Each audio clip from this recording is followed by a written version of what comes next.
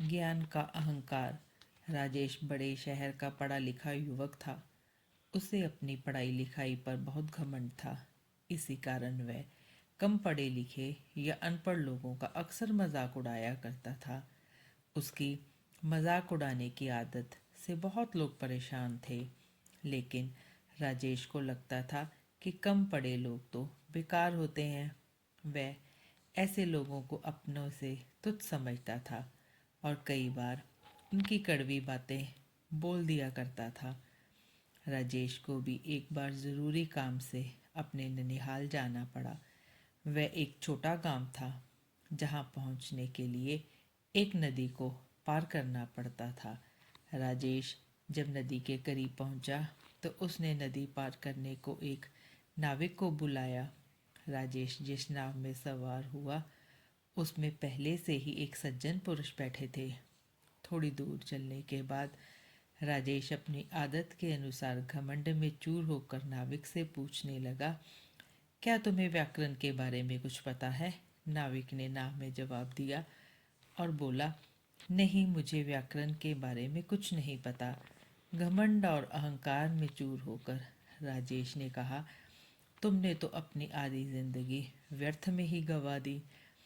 नाविक को उसकी बात सुनकर गुस्सा आया, मगर वो कुछ नहीं बोला। थोड़ी देर बाद अपनी पढ़ाई का और घमंड दिखाते हुए राजेश फिर बोला, क्या तुमने इतिहास और भूगोल पढ़ा है? नाविक ने फिर नाम में जवाब दिया। अहंकारी राजेश ने फिर उसका मजाक उड़ाते हुए उससे कहा, तुमने तो अपनी सारी जिंदगी ही व्यर्थ गंवा दी। नाविक को इस बात पर बहुत गुस्सा आया, मगर वो चुप रहा और कुछ नहीं बोला। नाव में सवार सज्जन उन दोनों की बातों को सुन रहे थे और मुस्करा रहे थे। कुछ ही समय और बीता था कि नदी में तूफान आ गया और नाव जोर जोर से हिचकोले खाने लगी। इस बार चेहरे पर मुस्कान लाकर नाविक ने पूछा, साहब, आपको तैरना आता है या नहीं? इस बार राजेश ने ना में जवाब दिया और बोला कि उसे तैरना नहीं आता है। नाविक राजेश पर हंसता हुआ बोला, साहब, फिर तो आपको इतिहास, भूगोल और व्याकरण को ही अपनी सहायता के लिए बुलाना पड़ेगा, क्योंकि नाव तो डूबने वाली है।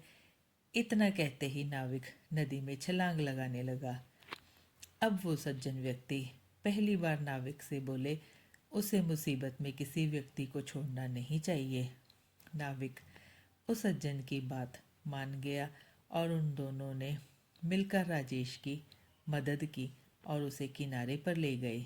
किनारे पहुंचकर सज्जन राजेश से बोले कि हर इंसान के पास अलग अलग गुण और अवगुण होते हैं, इसलिए अपने गुणों का कभी भी घमंड नहीं करना चाहिए। राजेश बहुत ही शर्मिंदा हुआ और उसने नाविक और सज्जन से माफ़ी मांगी और उनका धन्यवाद किया।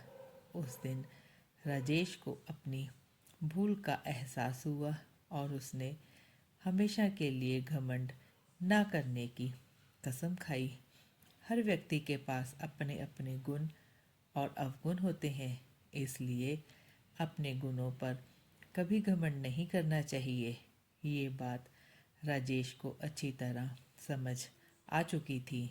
दोस्तों, आपको ये कहानी अगर अच्छी लगी हो तो एक लाइक ज़रूर करना और अच्छी कहानियों के लिए आपके कमेंट्स का इंतज़ार रहेगा। सब्सक्राइब करना मत भूल जाना। आभार।